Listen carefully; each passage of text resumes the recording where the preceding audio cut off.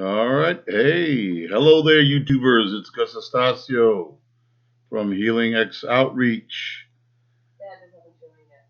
Is it- all right. Just let me give it a minute to show up then. All right. I don't see anything showing up. All right. I see stuff popping up. Yeah. It says live 25 seconds. You don't see anything? Okay, there Okay, we now go. it's going. All righty. Great, great, great. All right. After a little bit of, I'm a well, I'm a below novice on technology. I have my daughter help me out from college. So, welcome everyone to Apologetics Bible Commentary. It's as easy as ABC in 15, and we're going to try to keep this between 15 to 20 minutes. And so, we'll just go ahead and start off. This is the Apologetics Bible Commentary. It's easy as ABC. The ABC stands for Apologetics Bible Commentary, and in 15 minutes. So we're going to go through John 1:1. This is a troublesome passage. A lot of Jehovah's Witnesses use it in their Bible translation. Of course, it says in the beginning was the Word, and the Word was with God, and the Word was a God in the New World Translation.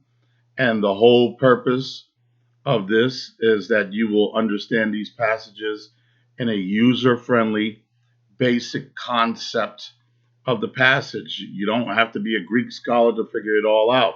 Like this guy, you don't have to look like this guy. You can look like this guy and understand John 1:1. And so you can be a Patrick Starfish and understand John 1:1 because we're going to try to explain it very user friendly in a practical way so that you will understand it and be able to use it when you meet the doldrums at the doors or even any Unitarian cult. It's not just the Jehovah's Witnesses. You have the Bible students, you have Unitarian Universalists. So you have a lot of people who believe Jesus is just a God. So we're going to go through a little bit of Greek, but we're going to try to really make this very easy to understand. The word for God is ho theos. The definite article is ho, and so the word was God has no ho, but it is still translated as God. Well, why is that? Well, in the first chapter of John, the word God, theos, in Greek is used 12 times.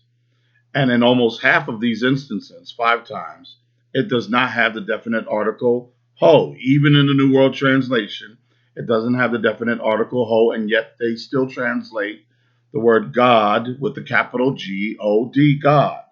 So the lack of a definite article in Greek, which is the Greek word ho, does not mean that the noun is indefinite. In this case, the noun is God. So the meaning of these instances is that the only true God, even though no definite article is used, is still God. But if one wanted to be consistent with how some have proposed to translate John 1:1 as a God, well, this is what you would have. Here in this slide, definite articles wanted, not whole much or not so much. That's because even though you don't have the word whole, yet you still assume that the noun God is still definite.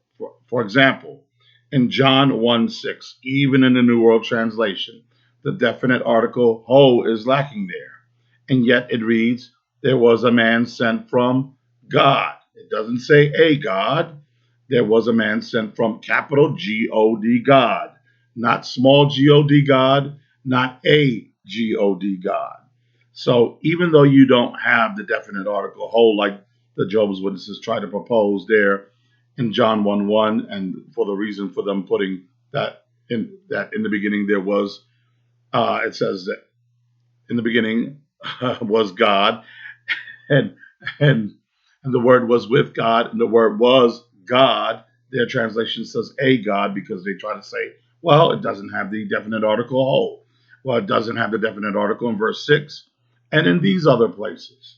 So the writer means to convey the fact that this man was sent from the true living God, not from a false God. So they still translate it as capital G-O-D God and they don't insert the letter A because they understand that this is the true God being spoken of. Other places in the chapter, and not alone to these, with no definite article ho, are verse 6, where it says, from a God, no ho. It doesn't say from a God. It is from God in John chapter 1, verse 6. John chapter 1, verse 12, children of a God? No. It's translated children of God rather than a God, even though there is no ho. Even though there is no ho in verse 13, it says of God. It doesn't say of a God, even though there is no ho. So even though the definite article is lacking, still God is capital G-O-D, God. Verse 18, no one has ever seen a God rather than God. No ho is there, and yet they still translate it, no one has ever seen God, capital G-O-D. They don't put the letter A. So, is there a definite article necessary for it to be the true living God? Well, not whole much. That's the whole purpose of that little exercise. Now, in chapter 1, verse 1, there is what we call the imperfect verb, or what I call the echoing eternal was. Was is the imperfect verb, and it is in Greek, it is called pros. So here we have in verse 1, in the beginning was the Word, and the Word was with God, and the Word was God. Well, how would we really understand that? Well, one way to understand the imperfect verb is that in the beginning already was the Word, and the Word already was with God, and the Word already was God. So, the imperfect tense of the verb has an indefinite continuance. So we could actually read it, and this is why we call it the echoing eternal was. In chapter 1, verse 1, it could also read, in the beginning was, indefinitely the Word. And the Word was, indefinitely with God. And the Word was, indefinitely God. If we were to continue adding was, it would be forever. We would just keep on saying was forever, forever. We probably never ever even get to the noun, the Word, or the noun with God, or the noun God himself in the passage. So, one of the reasons why we know that it's God, because we're talking about the Word always existing.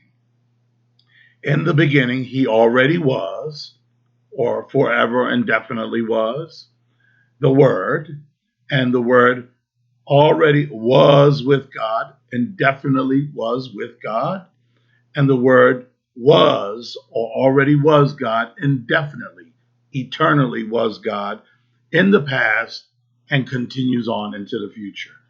That's about the easiest way I could explain it as the passage, as far as the imperfect verb was is important to understanding why translators put it as God, not a God. The other reason why the translators normally place it as in the beginning was the Word, and the Word was with God, and the Word was God is the context. So John 1:1 doesn't stand alone by itself. we can understand it from verse 3. So when you read verse 3, it's speaking about the Word, and it says, all things were made through him. That is, all things. That doesn't exclude a single thing. And without him was not anything made that was made. We can actually say from verse 3, the uncreated Christ was not made because he was already indefinitely there in the beginning, indefinitely already was with God, and was indefinitely already was God. And he is not in the category of things. He is the one who created all things that are in the category of things. In fact, without him was not anything that is categorically a thing made that was made. So 3 things to remember from John 1:1. 3 points that you want to carry with yourself. 1, no ho, the definite article that is ho, is needed for God to be God. So you don't need to have the definite article ho for God to be God. Therefore, in John 1:1, the word was God minus the definite article does not mean he, Jesus, is a God or lesser being. So no hoes are needed for God to be God. And no hoes are needed in John 1:1 for Jesus to be God as opposed to a God or a lesser being. Number 2, Jesus was indefinitely already was in the beginning. He already was with God, and he indefinitely already was forever indefinitely God.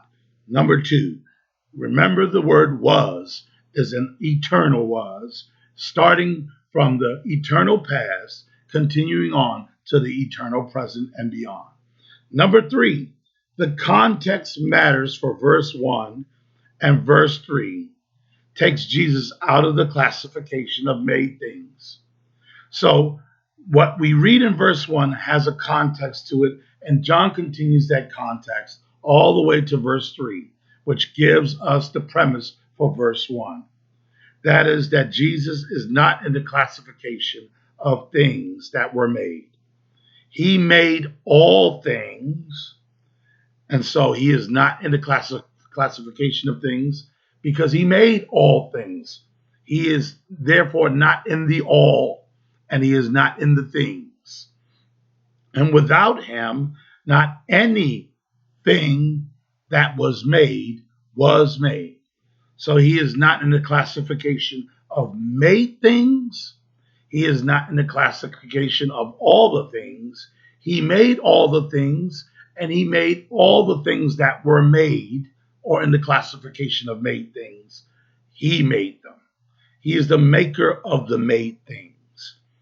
So those are the 3 important things, and I think that we've covered this in 15 minutes. And let me go ahead and take a look and see if anybody here showed up. Probably not. This might be something for viewing later on.